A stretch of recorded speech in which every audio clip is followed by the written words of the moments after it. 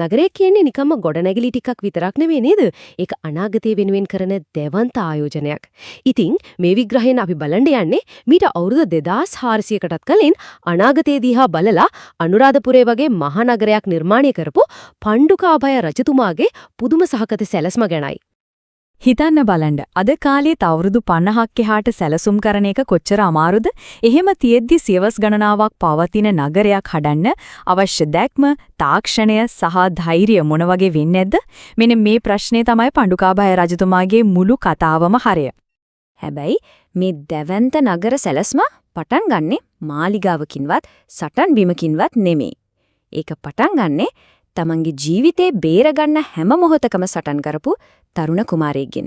මේ දෙක සම්බන්ධ වෙන්නේ කොහොමද? අපි බලමු.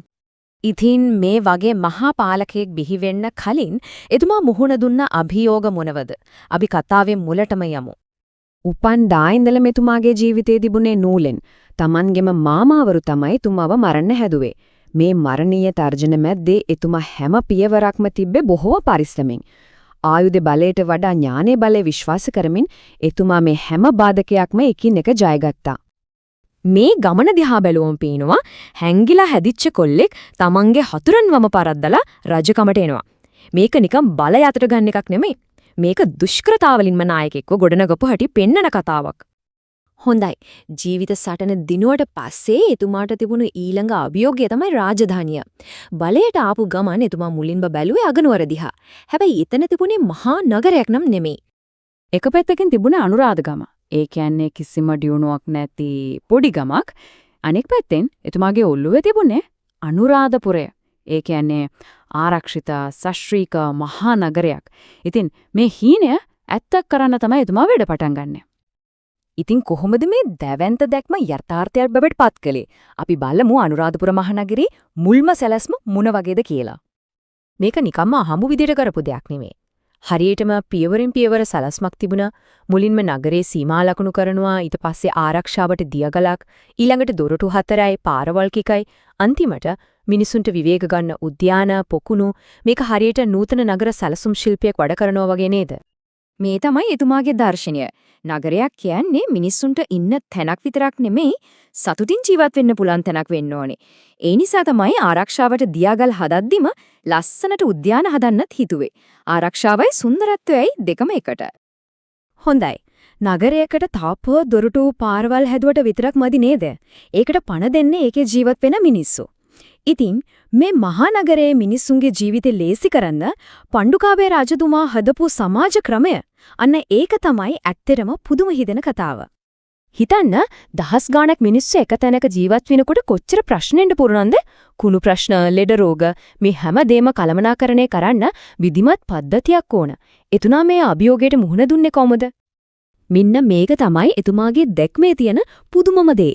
ලෝකේ ගොඩක් රටවල් වසංගත වලින් විනාශ වෙලා යද්දී ඊට සියවස් ගානකට කලින් පණ්ඩුකාභය රජතුමා මහජන සෞඛ්‍ය ගැන රාජ්‍ය මට්ටමින් හිතුවා. ඒකටම වෙන්වුණු සේවාවක් ඇති කළා.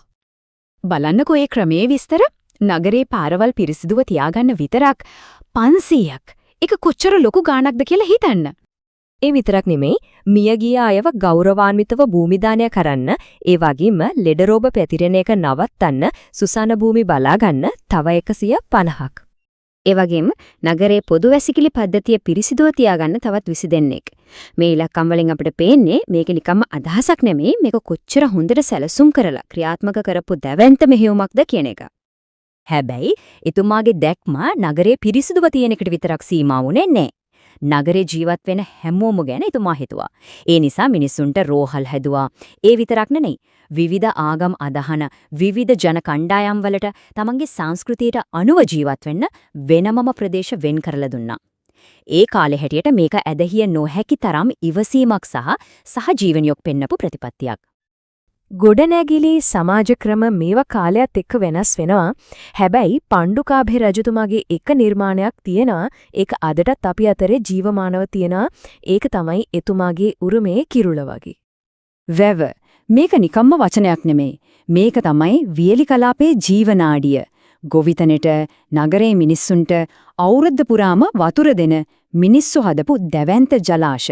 අපේ ශිෂ්ටාචාරයේ පදනමම රැඳිලා තියෙන්නේ මේ තාක්ෂණය උඩ. මෙන්න බලන්න. එදා අබය වැව කියලා හදපු වැව අද අපි කතා කරන්නේ බසවක්කුලම වැව කියලා. අවුරුදු 2400ක් තිස්සේ එකම වැව එකම නගරියට ජීවය දෙනවා. අතීතය මැරිලා නැහැ. ඒක වර්තමානෙත් ගලාගෙන යනවා කියන එකට මීට වඩා හොඳ සාක්ෂියක් තවත් යනවද? මේ හැම දෙයක්ම කොච්චර සාර්ථකද කියන එකට හොඳම සාක්ෂිය තමයි එතුමාගේ පාලන කාලය. අවුරුදු 70ක්. ඒ කාලේ හැටියට ඒක ඇදවිහිනෝ එකේ තරම් දිග කාලයක්. ඒකෙන් ඔප්පු වෙන්නේ එතුමා හැදුවේ නගරයක් විතරක් නෙමෙයි ස්ථාවර, ශක්තිමත්, සතුටින් ඉන්න පුළුවන් සමාජයක් කියන එක. කතාවේ සාරාංශය මේකයි. තමන්ගේ ජීවිතේ බේරගන්න සටන් කරපු කුමාරයෙක් අන්තිමේදී මුළු ජනතාවකටම අලුත් ජීවිතයක් නිර්මාණය කරපු රජ කෙනෙක් බවට පත් වුණා. ඉතින් අවසාන ප්‍රශ්නේ මේකයි. පිරිසිදුකම, ඉවසීම, සහජීවනය මේ හැම දෙයක්ම පදනම් කරගත්තු මේ පුරාණ නගර සැලැස්ම දිහා බලනකොට අද අපේ නගරවලට ඇත්තටම නැති වෙලා තියෙන්නේ මොනවද? ඒ ගැන පොඩ්ඩක් හිතන්න.